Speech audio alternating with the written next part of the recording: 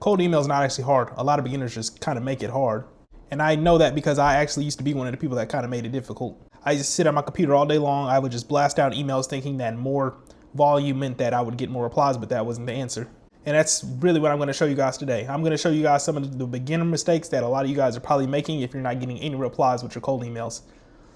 Just a little backstory for you guys that don't know who I am. My name is Cameron. I run an AI lead generation agency. I mostly use cold outbound, so I definitely can help some of you guys, some of you newer guys out if you guys are a little confused. For you returning viewers, we're going to switch up the style. I don't know if you noticed, but I'm facing a different way now. We got the camera facing a different way, and we're going to start doing things differently. From now on, I'm going to start putting what I'm reading in the description for you guys to download and read back again later, just so you guys can have the information and you can read it along with me. But I'm going to be reading off my iPad for notes. But essentially, the reason number one why you're probably not getting any replies is you're probably selling too hard. That's the reason number one. The thing is, a lot of you guys are probably trying to sell in your first email, and that's a very big mistake. And this kills replies for 4 very big reasons. One, it feels like a pitch, not a conversation. And no, you haven't built. Reason number 2, you haven't built trust yet. You have to remember, you're just a random person coming in their email, so they're probably not going to trust you or want to buy anything from you. You have a very high friction CTA, a call to action, and I'll go into that later on. Close so hard on that first email, it kind of looks like just a large mass of words, and nobody's going to read all of that, but I'll get to that one also later. So to fix this, what you're going to want to do is you're going to want to start with curiosity. Lead with that. Make sure you have to make people curious. Don't make it a pitch, because there are a lot of people out here that just send emails. The game is saturated with a lot of unexperienced people, so people are already going to bat an eye when when somebody does cold email you. So you have to at least try and reel them in with curiosity. So you need to try and lead with observation. Most beginners try and close on the first email, and that's a big mistake. So here's an example, a bad example. Hey John, my agency helps companies automate their workflows so they can scale faster. We offer AI systems, automations, and done-for-you setups. Do you have 15 minutes for a quick call this weekend? Where do you guys see errors in that? Error 1. Well, we'll just start with the CTA. Do you want to close a 15-minute call this week? Don't ever say that, guys. That if you just jump straight to a call, that seems way too salesy, and nobody's going to say yes to that, because they don't know anything. More than likely, actually, we'll get back to that later. I don't want to spoil that, but more than likely, don't ask for a call in the first email, because they're always going to say no, or they're not even going to reply, because you come off as salesy. The second mistake that we have in this is you kind of gave away a little too much information. You want to, like I said, make them curious. Don't give away all this information. My agency helps companies automate their workflows so they can scale faster. We offer AI systems, automations, and done-for-you setups. This second line right here, what you offer, you shouldn't have said that. Not this early. At least you shouldn't have said all of it. Just the beginning part.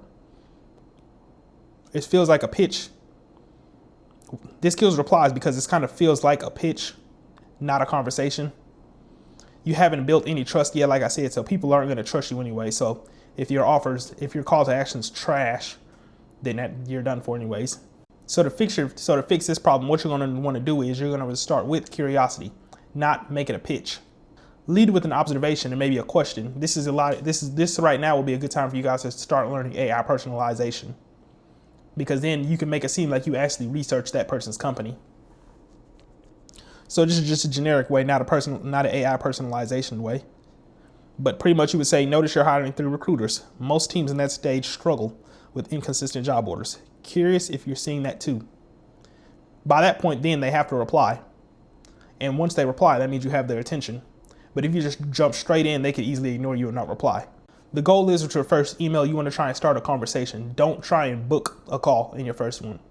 Just imagine this, guys. Imagine you're walking around on the street. You just randomly walk up to some random person. You start spilling them. You start giving them a little pitch. They haven't said a single thing yet, and you just say, you want to hop on a call? What do you think they're going to do? They're going to look at you like you're crazy, or they're going to walk away and not reply at all. It's the same thing with cold emailing, guys. Don't just go straight for the call. You kind of want to give them a chance to talk back or see if they understand what you're saying. So reason number 2, I think I spoke on this earlier, but your emails are probably too long. Most beginners try and write a 6 through 10 line paragraph. Don't do that. Nobody wants to read all of that because ultimately, like I said, they don't know you. They don't have to give you their time anyways. And they're definitely not going to give you their time if you write them a long paragraph like that. People don't read blocks of text. It feels kind of automated also because you could easily just go get an email off of ChatGPT and just copy and paste it.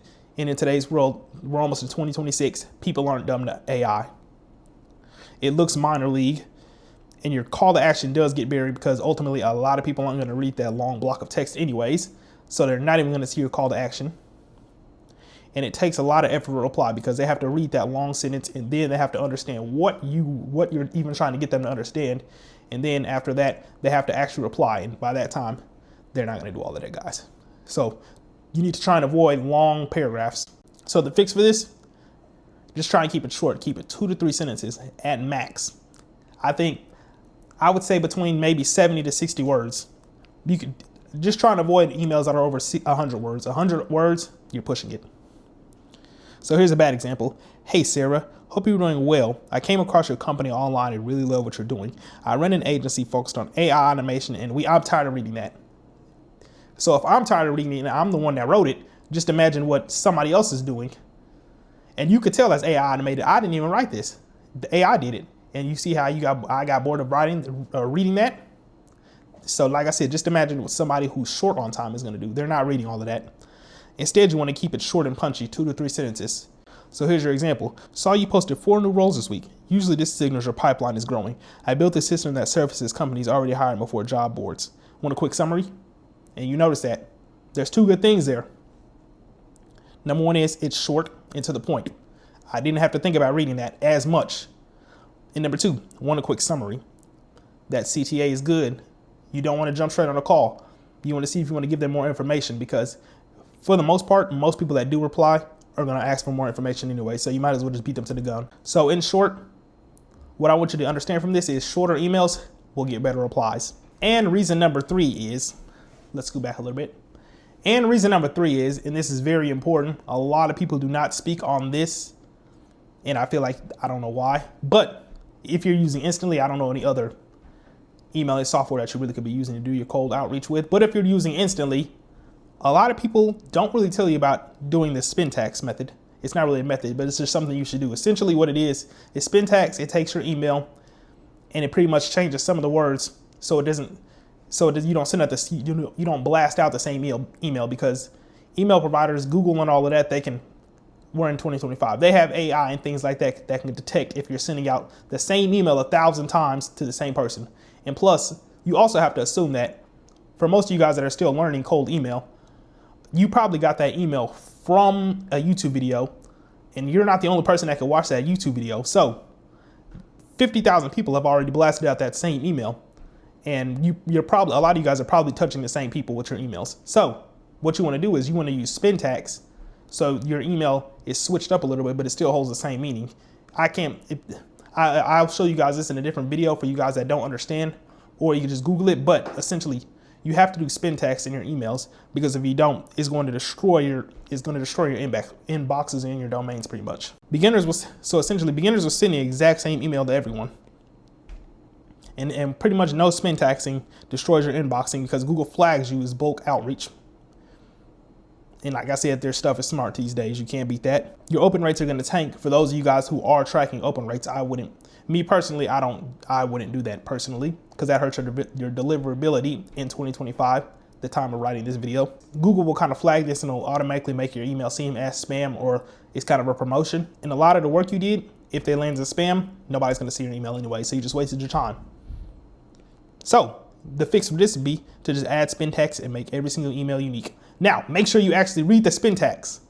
Okay, make sure you read the Spintax because ultimately it is AI that's going to be doing your Spintax. And a lot of times, Instantly will say some crazy stuff. So you need to make sure you test all the results to make sure your Spintax is good. Don't just push the Spintax button and just take it what it gives you because sometimes it will give you some malarkey. So I'm not really going to read all of these right here, but you guys can read through those yourself. I have things to do. But essentially, these are just some of the, from this paper, just quick questions. I will read through it actually just for you guys. Quick question, quick one, worth a chat. Saw something on my end. These are like generic Derek ones that most people have seen. But if you Spintax, you're going to get more developed ones. Things people have never seen before. So pretty much in turn, what you're taking is Spintax equals a more human feel to your emails, which helps with more open rates if you're tracking that, which ultimately helps you get more replies. Positive replies, negative replies, either or. Replies are replies, and that's what you want. That's what helps you get data. But ultimately, you need to spin text. A lot of people won't tell you that, but I'm going to tell you that. So in turn, that's ultimately what I just wanted to let you guys know about this. I know a lot of you guys do struggle in the beginning. I did also. But the 3 things I want you to take from this video, if you don't take anything else, is you need to make sure your emails are short, not too long. You need to make sure they're actually relevant and they have a good CTA, call to action. And you need to make sure they're varied. Don't just send out the same thing to everybody else. That's how you waste your time. So if I had to pick 3 things, I would fix those 3 things I just said. Stop selling, make sure you shorten your emails, and add spin text.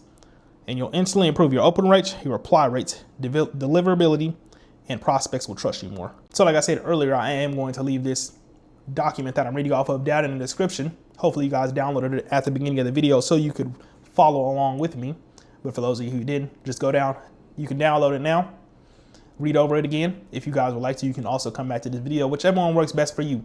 But I know there are going to be a lot of you guys who are still probably getting started with your business, your agency, whatever you want to call it, and you still work a 9 to 5. And I'm going to leave a video right here beside me on one of these sides of my head, whichever one. And that's pretty much going to break down some things, some strategies that you guys can do to try and grow your business if you're still working a 9 to 5. But with that being said, I do hope you guys have a great rest of your day. If you agree or disagree with anything in this video, make sure you guys drop it down in the comments. I usually try and debate with you guys in the comments because I want to try and learn you guys' points of views. But with that being said, I hope you guys have a great rest of your day, and thank you for watching.